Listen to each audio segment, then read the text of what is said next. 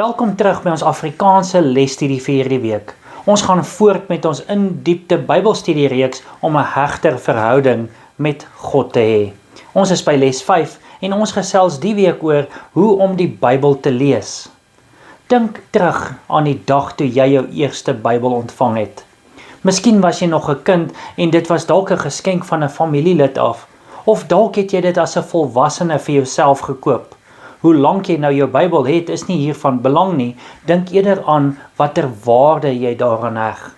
Is dit een van jou kosbaarste en mees geliefde besittings, of aanvaar jy dit maar as alledaags dat jy die lewende woord van God binne jou bereik het? Sukkel jy om 'n roetine vir Bybellees te vestig? Het jy al ooit gewonder, waar begin ek, of hoe lees ek dit om 'n hegte verhouding met God te hê? Martin Luther het geskryf en gesê, ek lees reeds 'n aantal jare lank die Bybel 2 keer per jaar deur. Gestel die Bybel is 'n groot, hoë boom en dat die woorde in takkies eindig, dan het ek elke denkbare tak behoorlik geskit om te sien wat dit oplewer. Een ding is verseker, almal van ons kan meer en beter tyd saam met God in die woord deurbring. Hierdie week bekyk ons praktiese maniere om beter Bybelstudie te doen. Kom, ons bid saam. Ons liefdevolle Hemelse Vader, terwyl ons deur hierdie les gaan en in U woord gaan delf, leer ons hoe om U woord en U Bybel te studeer. Is ons gebed in Jesus naam. Amen. Hierdie week se geheeteks kom uit Jesaja 55 vers 11 en daar staan geskrywe: So sal my woord wees wat uit my mond uitgaan.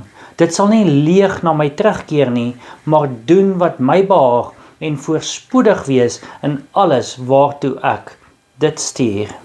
Deur die Heilige Gees gedrywe het die heilige mense van God gespreek, 2 Petrus 1 vers 21, en het hulle hierdie boodskappe in die blaaie van die Bybel vir my en vir jou neergepen.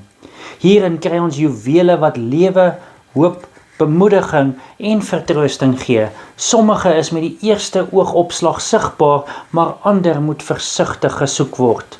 Die vraag is, hoe kan ons hierdie juwele wat die Here vir ons in die Bybel voorberei het, onttrek en watter voordele kry ons uit die bestudering daarvan?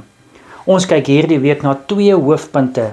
Die eerste hoofpunt is hoe om die Bybel te bestudeer en daar gaan ons kyk na tyd, die plek en die tegniek. Die tweede hoofpunt is voordele van Bybelstudie en daar gaan ons kyk na die voordeel daarvan om dit te deel en die voordeel daarvan om dit te eet. Ons begin by ons eerste hoofpunt, hoe om die Bybel te studeer, en ons begin by tyd. Het jy al ooit jou wekker gestel met die idee dat dit 'n bietjie vroeër as normaalweg moet afgaan sodat jy kan opstaan om jou Bybel te lees? Spook jy dan om uit die vere te kom en kyk dalk bedremmeld na jou wekker en dink, ek het 15 minute voor die dag se gejaag begin, ek beter opskit. Daarna doen jy iets wat min of meer so stilte tyd lyk, jy rammel iets af of vlug lees deur 'n hoofstuk. Dit sis wel jou gewete, maar tog stil dit geen sins daardie knaande honger in jou gemoed nie. En dit voor die groot aanslag daar buite. Is dit nie waar nie? Is dit nie hoe ons lewens soms gaan nie? In Steps to Christ bladsy 90 staan daar, min is die voordele wat mens uit 'n hastige lees van die Bybel put.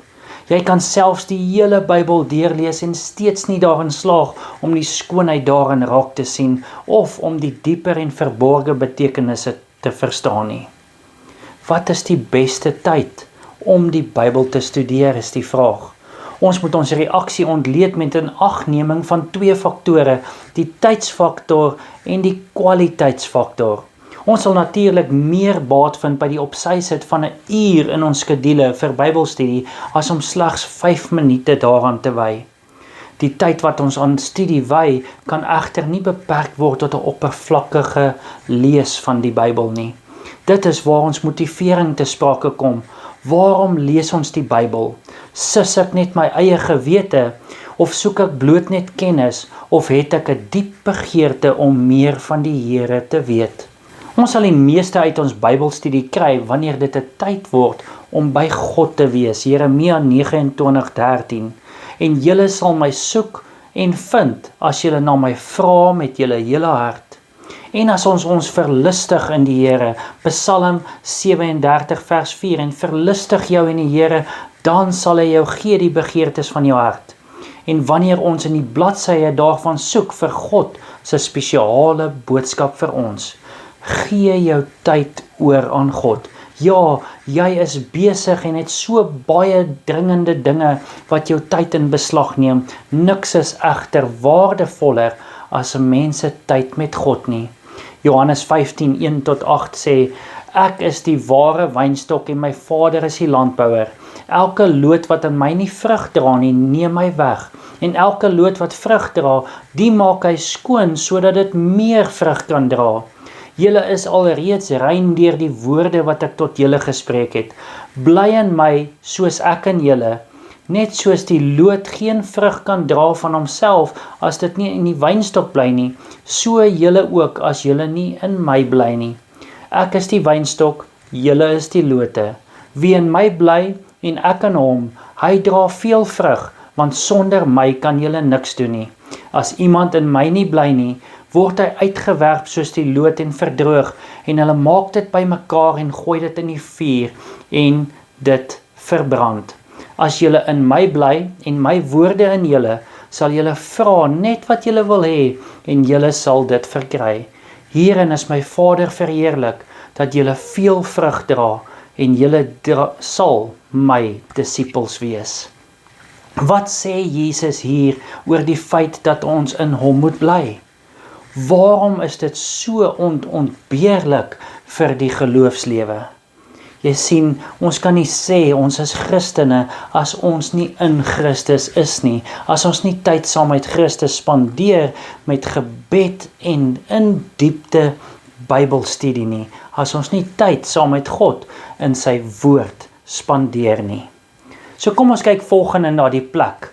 Markus 1 vers 35 staan daar, en vroeg in die môre, nog diep in die nag, het hy opgestaan en uitgegaan en na 'n eensame plek vertrek en daar gebid. Hoewel dit net 'n enkele versie is, kan ons so baie uit Jesus se voorbeeld hier leer.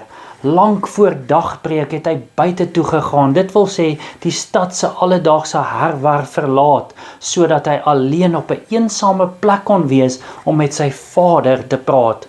Kan jy jou dit voorstel? Daar sit Jesus ergens langs die see van Galilea of teen 'n heuwel hang en voer 'n intieme gesprek met sy hemelse Vader voordat die wêreld om hom ontwaak. Wanneer Jesus 'n spesiale oomblik van gemeenskap met God wou hê, het hy vroeg opgestaan en 'n stil plek gesoek. Dit kan op beide gebed en Bybelstudie toegepas word. Dit is moeilik om te konsentreer op studie in 'n raserige of besige plek. Dit is makliker om dit in 'n gemaklike, stil, afgesonderde plek te doen. Die eerste of laaste ure van die dag, wanneer daar meer stilte is, kan tye wees wanneer ons gedagtes makliker op God kan fokus. Sodra ons die beste tyd en plek gekry het, laat ons dit 'n gereelde aktiwiteit maak. Miskien sal een of ander spesiale omstandigheid veroorsaak dat ons daardie tyd mis, maar laat ons nie te veel tyd laat verbygaan sonder ons daaglikse Bybelstudie nie. Het jy dalk 'n plek waarheen jy soggens kan gaan om by die Here te wees? Wat van 'n stoel by 'n venster, 'n stil plekkie in die tuin of selfs by 'n eetkamertafel? 'n stilte tydplek waar jy elke dag aan Jesus se voete kan leer uit sy woord. Om aan Jesus se voete te sit is die allerbeste plek op hierdie aarde. Lukas 10 vers 39 tot 42 lees ons. En sy het 'n suster gehad met die naam van Maria. Die het aan die voete van Jesus gesit en na sy woord geluister. Maar Martha was baie besig om alles klaar te maak. Sy kom toe daar en sê, Here, gee U nie om dat my suster my alleen laat bedien nie. Sê dan vir haar dat sy my moet help. Maar Jesus antwoord en sê vir haar, Martha, Martha, jy is besorg en verontrus oor baie dinge, Maar een ding is nodig, en Maria het die goeie deel uitgekies, wat van haar nie weggeneem sal word nie. Hoeveel tyd het jy die afgelope week in gebed en Bybelstudie deurgebring? Wat sê dit vir jou oor moontlike veranderings wat jy aan jou prioriteite sal moet maak? Antwoord dit vir jouself. Ons beweeg aan na die tegniek, deel 1. Jesaja 55:11 sê, so sal my woord wees wat uit my mond uitgaan, dit sal nie leeg na my terugkeer nie. 'n Diepgaande studie van die Bybel bestaan uit 4 afdelings. Die eerste ene is gebed. Nooi die Heilige Gees om jou in die studies te lei. Hy sal jou hart en jou verstand aanraak sodat jy verstaan wat jy lees. Tweedens, lees en verstaan, en hierdie is 'n voorgestelde tegniek.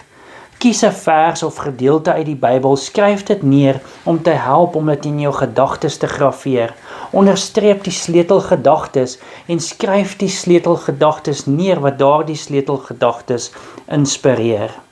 En dan sluit die volgende stap weer aan by die eerste stap om weer te bid. Vra God om jou te help om die idees wat jy geleer het in jou lewe toe te pas. En dan vierdens, deel. Dink na oor met wie jy hierdie gedeelte wat jy geleer het kan deel. Ons beweeg aan na tegniek deel 2. So sal my woord wees wat uit my mond uitgaan, dit sal nie leeg na my terugkeer nie, Jesaja 55:11. Ander Bybelstudie tegnieke sluit in om teks met teks te vergelyk. Jesaja 28:10 praat daaroor. Daar staan, want dit is gebod op gebod, gebod op gebod, reël op reël, reël op reël, hier 'n bietjie en daar 'n bietjie. In Engels noem hulle text proving metode. Maar hier moet 'n mens waak dat jy die tekste nie uit konteks uitvat nie. So terwyl jy teks met teks vergelyk, neem ook die konteks in gedagte soos jy studeer. En dan kan jy ook hoofstukke of selfs hele boeke studeer in jou Bybelstudie.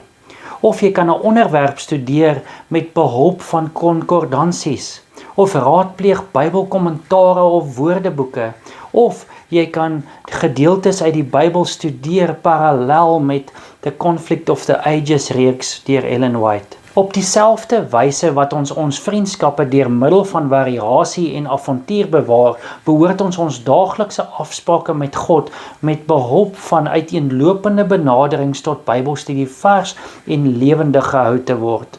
Ons het altyd meer en meer om te leer. Wat was Jesus se tegniek van Bybelstudie? Die 3de dag na Jesus se kruisiging het 2 manne na Emmaus gereis en hulle was baie ontsteld dat Jesus gekruisig is, omdat hulle geglo het dat hy hulle sou red. Maar Jesus berisp toe hierdie 2 manne en hy gee vir hulle 'n in-diepte Bybelstudie oor wat moes met hom gebeur het. Lukas 24:27 lees ons dit en dit sê, en hy het begin van Moses en al die profete af en vir hulle uitgelê in al die skrifte die dinge wat op hom betrekking het. Jesus se metode van Bybelstudie het ingesluit 'n kronologiese studie van die Bybel, 'n omvattende studie van die Bybel en 'n kanonieke studie van die Bybel. En dit het ook ingesluit 'n kontekstuele studie van die Bybel. En Jesus se Bybelstudie metode aan hierdie 2 Emmausgangers was Jesus gesentreerde Bybelstudie gewees. Ons beweeg aan na die voordele van Bybelstudie. Ons kyk eers na die voordeel daarvan om dit te deel. Jesaja 50:4 sê, die Here het my 'n geoefende tong gegee, dat ek kan weet om die vermoeide te verkoop met woorde. Hy wek elke môre, hy wek my oor om te hoor soos die leerlinge. Ons persoonlike Bybelstudietyd versterk ons nie net nie, maar stel ons ook in staat om diegene wat ons deur die loop van die dag raakloop, ook te versterk. Dit kan dus 'n dubbele seëning wees. Jy word byvoorbeeld gevra om 'n preek vir Sabbat se diens voor te berei. Jy wys spesiale tyd aan gebedsvolle studie van 'n onderwerp wat die Heilige Gees jou geïnspireer het om te kies. Op Sabbat preek jy met krag. Wie sal die meeste by hierdie studie baat vind? Eerstens jy, want jy moes in diepte gaan studeer het oor daai onderwerp wat jy sou preek. En dan tweedens, die mense wat dit hoor. 'n Bybelstudie wat ons met ander deel, het sy in 'n preek of op 'n persoonlike vlak, het hulle dubbele voordeel. Eerstens baat ons by wat ons geleer het. Tweedens baat die mense met wie ons hierdie kennis deel en word aangemoedig om dieper in daardie kennis te delf. In beide gevalle word die verhouding met God versterk en verdiep. So is die krag van God se woord. Jesaja 55:11 lees ek weer vir julle. So sal my woord wees wat uit my mond uitgaan. Dit sal nie leeg na my terugkeer nie, maar doen wat my behaag en voorspoedig wees in alles waartoe ek dit stuur. Ons geestelike lewens is 'n maraton. Ja, dit is 'n lang afstand resies. Vra die Here om jou deur te dra en koers vas te hou, dat jy jou oog op die oorwinnaarskroon sal hou. Filippense 3 vers 4 sê, maar een ding, ek vergeet die dinge wat agter is. Ek strek my uit na wat voor is en jaag na die doel om die prys te verkry van die hoë roeping van God in Christus Jesus. Moenie moed verloor nie, omdat jy 'n tyd lank slap laat lê het nie. Maak elke denkbare verandering om jou hegte verhouding met God en spesifiek jou Bybelstudie stilte tye lewendig en dinamies te hou. Hierin lê die ewige lewe gewis dat ons vandag die Here kan ken. Johannes 17:3 sê, en dit is die ewige lewe, dat hulle U ken, die enige waaragtige God en Jesus Christus wat U gestuur het. Ons moet in hom en in sy woord bly. Dit is juis ons daaglikse verbintenis hiertoe wat ons hele lewe transformeer.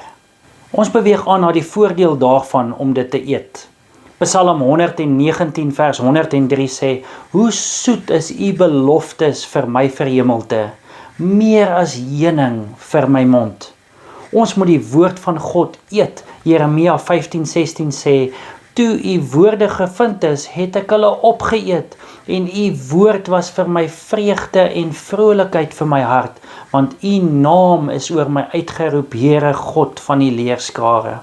Alhoewel dit soeter as heuning is, moet ons dit nie letterlik eet nie, maar ons moet die woorde van God bestudeer en spesiale tyd daarin spandeer. Om die Bybel te lees is voedsel vir die siel, 'n ware verkoking wat ons gees genees en ons karakters verander. En boonop is hierdie voedsel gratis. Jesaja 55:1, oor almal wat dors het, kom na die waters, en wie geen geld het nie, kom, koop en eet. Ja, kom, koop sonder geld en sonder prys, wyn en melk. Ons lees daar in Counsels to Writers and Editors bladsy 41. Dit maak nie saak hoe intellektueel gevorderd mens is nie. Laat ons nie 'n enkele oomblik dink dat sulke intellektuele vooruitgang nou die voorgesette en deeglike soeke na meer lig in die skrif onnodig maak nie. As lede van God se kerk is ons elkeen tot die bestudering van Bybelprofesie geroepe. Ja, die woorde van God is inderdaad 'n soet lafenis vir die gees. Niks wat die wêreld ons bied kan daarmee vergelyk word nie. In teenstelling met die meeste nageregte bring die soetheid van die woord van God genesing aan die innerlike en transformasie aan die karakter. Was jy die afgelope tyd afsydig teenoor die Here? Vandag kan jy op jou knieë val, sy woord oopslaan en drink van die lewende water, die enigste water wat mens se dors kan les. Ek sluit af met 'n kwotasie uit Lift Him Up, April 7. Die blote lees van die woord sal nie die resultaat bereik wat vir die hemel bedoel is nie.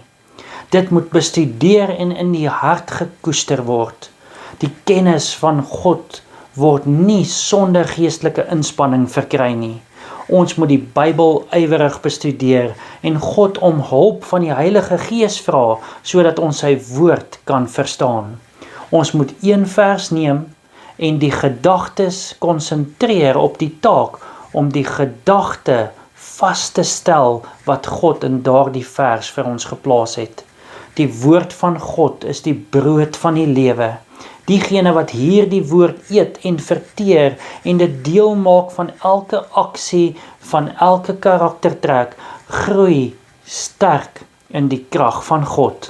Dit gee onsterflike krag aan die siel, vervolmaak die ervaring en bring vreugdes wat vir ewig sal voortduur. Kom ons bid saam. Ons almagtige hemelse Vader, ons bid Heer dat U ons sal help. Vul ons in met U Gees, help ons en motiveer ons om nie kontak met U te verloor nie.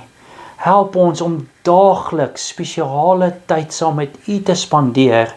In U woord is ons gebed in Jesus naam. Amen.